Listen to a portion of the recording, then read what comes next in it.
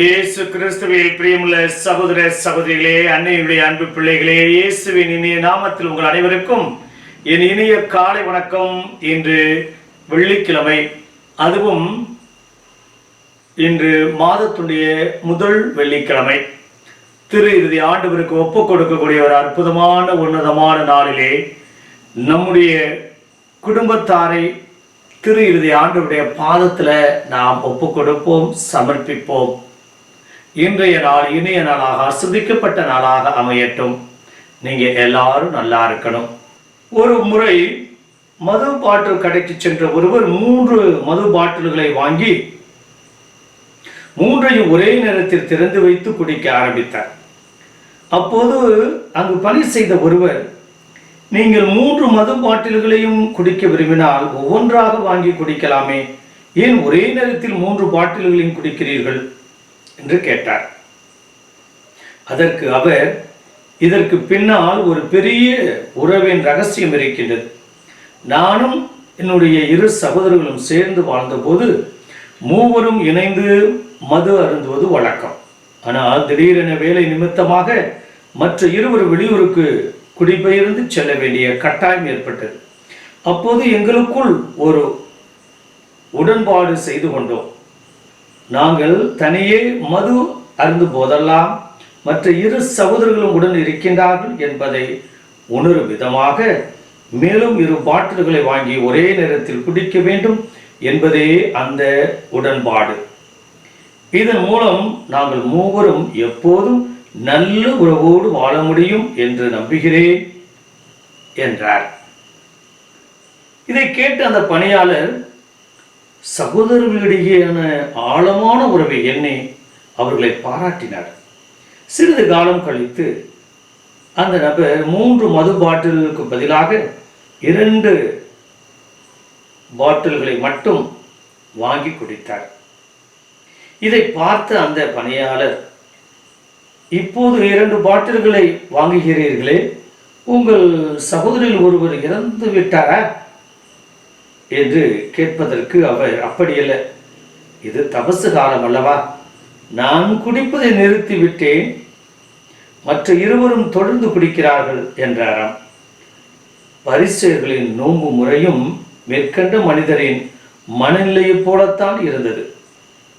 பழைய ஏற்பாட்டு யூத சடங்குகள் ஒரு குறிப்பிட்ட காலகட்டத்தின் பின்னணியில் மக்களுக்கு பயிற்சி வழங்கும், அவர்களில் நல்ல மனப்பான்மையை ஏற்படுத்தவும் கொடுக்கப்பட்டன.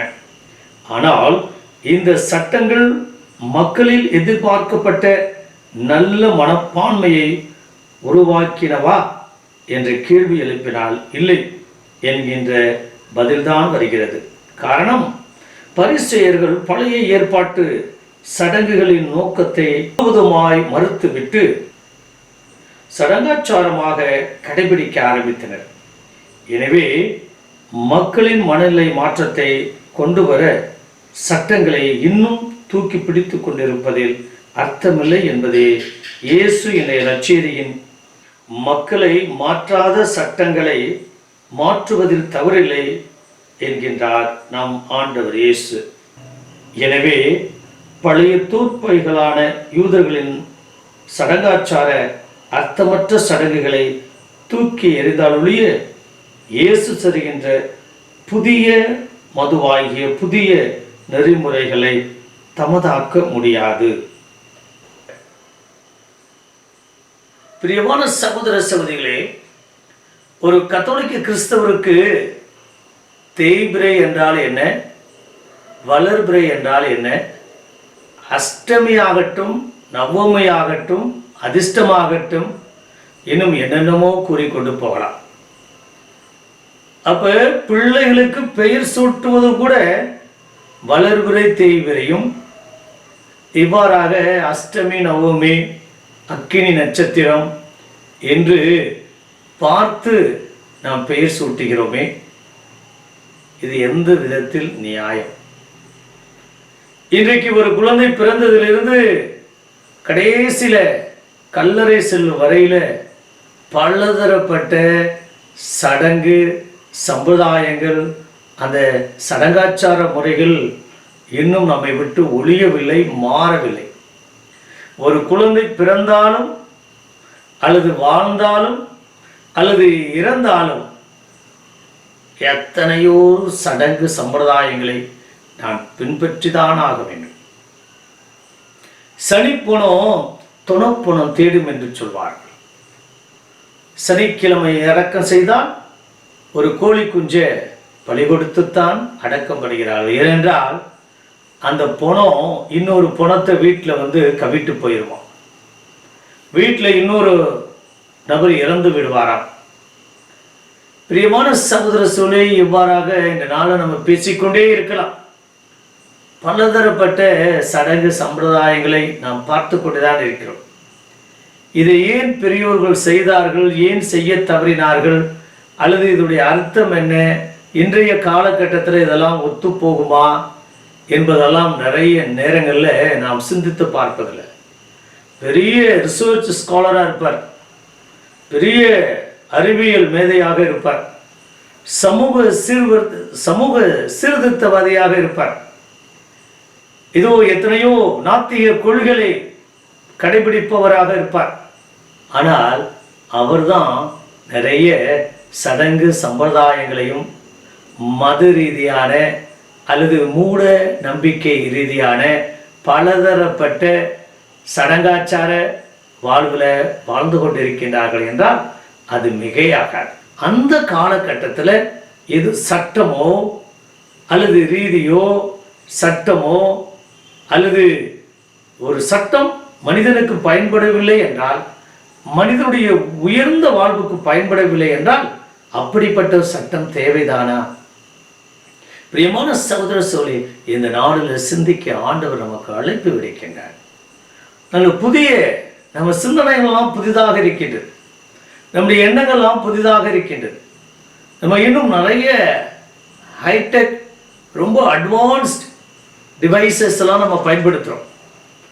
இன்றைக்கு நம்ம வச்சிருக்கக்கூடிய ஆண்ட்ராய்டு ஃபோன் கூட ஒரு பெரிய புரட்சி, ஏதோ செல்போன் உலகத்தில், ஊடக உலகத்தில் ஒரு பெரிய புரட்சியை ஏற்படுத்தி கொண்டிருக்கின்றது என்றால் அது செல்போன் புரட்சி என்று தான் சொல்ல முடியும்.